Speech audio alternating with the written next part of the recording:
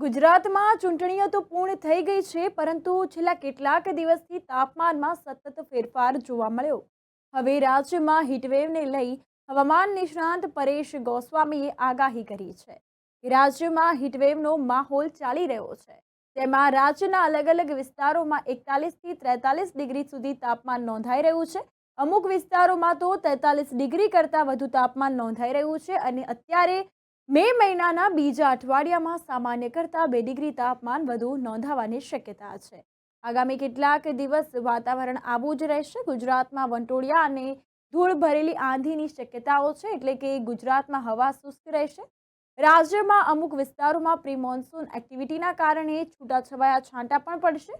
વધુ પડતી ગરમીને કારણે લોકલ સિસ્ટમ એક્ટિવ થશે અને વાદળ બંધાશે.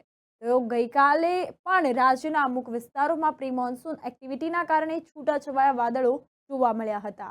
આગામી 11 મે સુધી આ તાપમાનમાં કંઈ જ ફરક ન પડે તેવું જોવા લાગી રહ્યું છે, તેવી શક્યતાઓ પણ છે.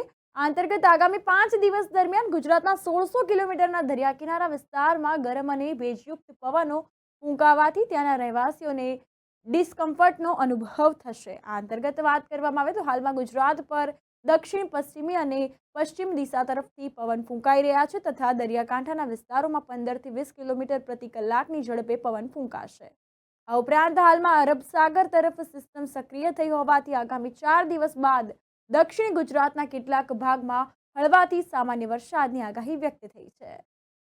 રાજ્યની અંદર અત્યારે હીટવેવનો માહોલ ચાલી રહ્યો છે, જેની અંદર રાજ્યના અલગ અલગ વિસ્તારોની અંદર 41 થી લઈને 43 ડિગ્રીની રેન્જમાં તાપમાન જોવા મળી રહ્યું છે અને અમુક વિસ્તારોની અંદર 43 ડિગ્રી કરતાં પણ વધારે તાપમાન નોંધાઈ રહ્યું છે. જોવા જઈએ તો સામાન્ય કરતાં 2 ડિગ્રી તાપમાન અત્યારે આ મે મહિનાના બીજા અઠવાડિયાની જે શરૂઆત થઈ છે એની અંદર પણ સામાન્ય કરતાં 2 ડિગ્રી તાપમાન ઊંચું નોંધાઈ રહ્યું છે અને જો આખું અઠવાડિયું છે એ તાપમાન છે સામાન્ય કરતાં 2 ડિગ્રી ઉપર રહેશે. ખાસ કરીને જે આ નોર્મલ કરતાં ઊંચું તાપમાન ચાલી રહ્યું છે, જેને કારણે રાજ્યના અલગ અલગ વિસ્તારોની અંદર વંટોળિયા જોવા મળશે, ધૂળ ભરી આંધીઓ જોવા મળશે અને આ વધારે પડતા ગરમી છે, જેને કારણે રાજ્યના અમુક વિસ્તારોની અંદર છૂટાછવાયા પ્રી મોન્સૂન એક્ટિવિટીના ઝાપટા પણ નોંધાઈ શકે છે. કેમ કે વધુ પડતા ગરમીને કારણે લોકલ સિસ્ટમ બંધાશે. લોકલ સિસ્ટમ છે એ થંડરસ્ટોર્મમાં પરિવર્તિત થશે, જેને કારણે જોવા જઈએ તો ગઈકાલે પણ રાજ્યના અનેક વિસ્તારોની અંદર પ્રી મોન્સૂન એક્ટિવિટીના ઝાપટા નોંધાયા હતા અને હજુ આવનારા દિવસની અંદર એટલે કે 14 મે સુધી પ્રી મોન્સૂન એક્ટિવિટીના ઝાપટા નોંધાય તેવી શક્યતાઓ છે. ખાસ કરીને અત્યારે તાપમાન છે જે રીતે ક્રમશઃ 41 થી 43 ડિગ્રીમાં ચાલી રહ્યું છે, આ તાપમાનની અંદર 11 તારીખ સુધી કોઈ રાહત મળે તેવી શક્યતાઓ નથી. 11 તારીખથી જે રાહત મળશે એ પણ એકદમ સામાન્ય રાહત હશે. એટલે કહી શકાય કે 1 ડિગ્રીથી લઈ અને 1.6 ડિગ્રી સુધીની રાહત છે એ 11 તારીખથી મળી શકે છે અને 14 મે સુધી રાજ્યના અલગ અલગ વિસ્તારોની અંદર લોકલ સિસ્ટમ બંધાય અને પ્રી મોન્સૂન એક્ટિવિટીના ઝાપટા જોવા મળે તેવી પણ શક્યતાઓ છે. ખાસ કરીને હવે ધીમે ધીમે આપણે નૈઋત્યનું ચોમાસું છે એ નજીક આવી રહ્યું છે, જેની અંદર જોવા જાય તો અત્યારે જે દક્ષિણ ભારતથી નજીકના જે આપણા ટાપુઓ છે એટલે કે આંદોબાર ટાપુ, નિકોબાર ટાપુ છે, શ્રીલંકા છે